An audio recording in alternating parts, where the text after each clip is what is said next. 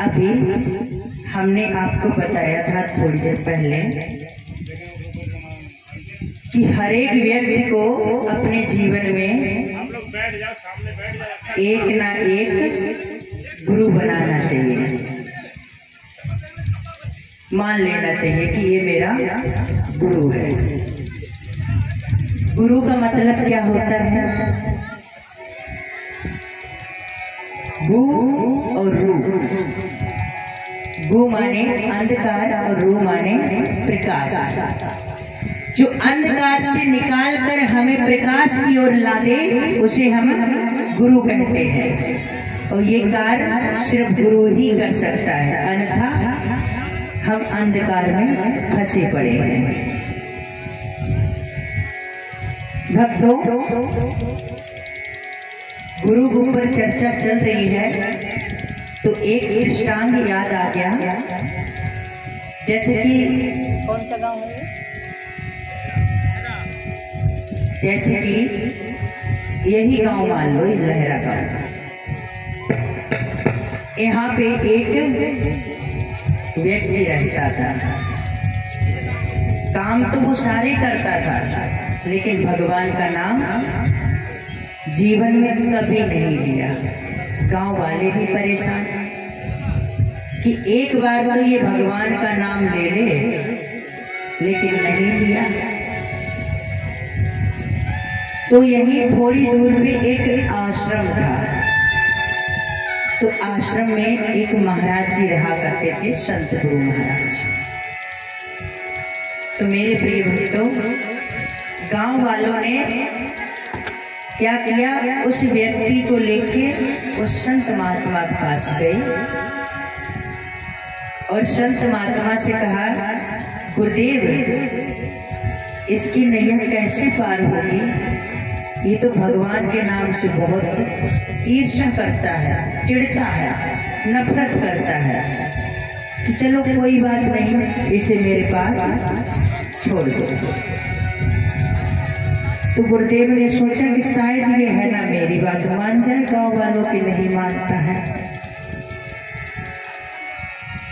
गुरुदेव ने कहा कि बेटे, काम तो तू सारा टाइम से कर लेता है, चलो मंदिर चलते हैं, मैं आरती गाऊंगा और तू मेरे पीछे पीछे आरती गाया करना। महाराज जी, हमसे सब काम कहना, ना हम पीछे गा पाएंगे ना आगे गा पाएंगे, हम जाएंगे नहीं। भैया ऐसा शिष्य।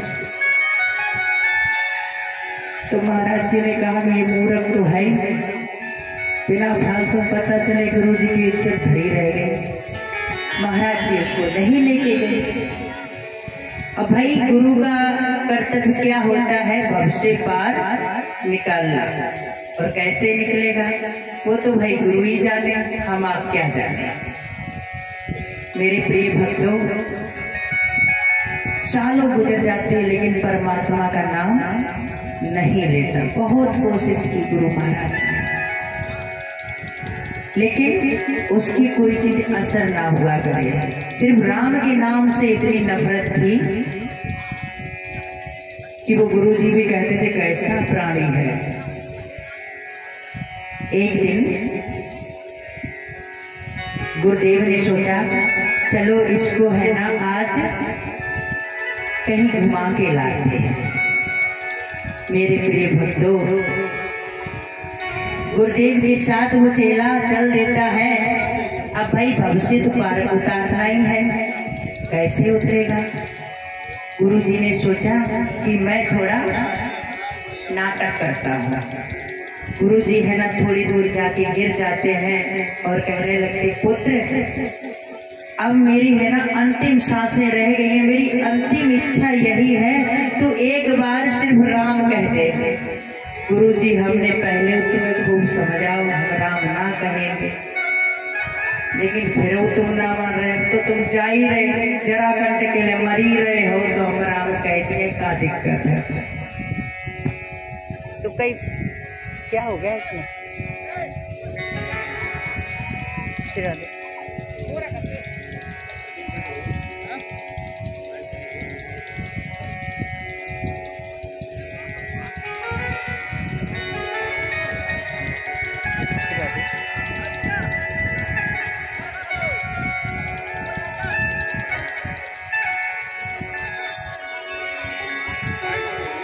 ये माइक चालू करो।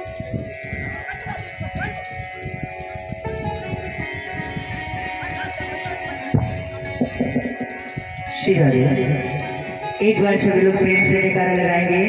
बोल वृंदावन बिहारी लाल की। अच्छा परीक्षित जी, कथा कहाँ पे थी?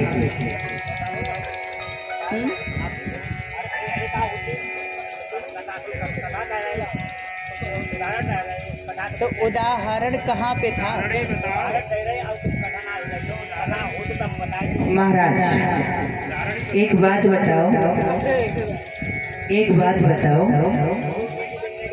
आप संत के वेश में हो, संत के वेश में हो ना, तो संत के लिए क्या है ना सबसे अच्छा होता है। आपकी नजरों में संत की कोई इज्जत है या नहीं? गुरु की कोई इज्जत नहीं है। ये लिबास पहनने से कोई संत नहीं हो जाता है, ध्यान रखना। मैं वृंदावन से हूँ, जो कहता हूँ सत्य कहता हूँ। संत हृदय से होना चाहिए। प्रिय भक्तों, लिबास से कोई संत नहीं होता है। यदि लिबास से संत होता है तो कौन होते हैं? बगुला भगत, जिसे कहा गया है कि सरोवर के किनारे टांग उठाकर बैठते हैं, मछली आई कप से, उसे कहा गया बगुला भगत। उसका तारातरण ना यहाँ होता है ना वहाँ होता है। संत का भेष ऐसे नहीं रखा जाता है। वो वृंदावन बिहारी लाल की। देखिए भक्तों, चर्चा हमारी चल रही थी कि गुरु महाराज ने एक नाटक किया। अब उन्होंने कहा कि गुरु जी तो जा ही रहे हैं, तो एक बार प्रभु श्री राम का नाम ले लेते हैं। कि हाँ पुत्र, एक बार राम कह दो।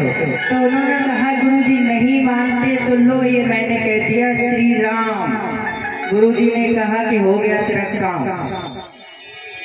अब भाई कुछ दिनों बाद उस शिष्य को है ना यमराज के चित्रगुप्त लेने के लिए आए। अब भैया बांध के वो ले जा रहे हैं।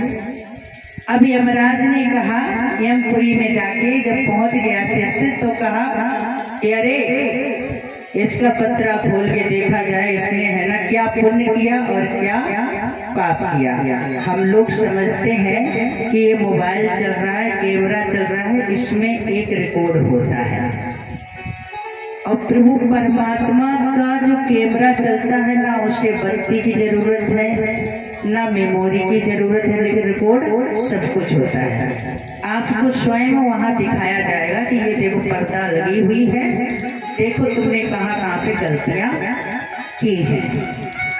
अब भाई उसका जब चिट्ठा खोला गया, पूरे जीवन भर कुछ भी नहीं था, सिर्फ एक बार राम था। अब यमराज में सोच में पड़ गए कि अब करे तो करे क्या, इसको क्या है ना दंड दिया जाए, स्वर्ग में डाला जाए या नरक में डाला जाए, क्योंकि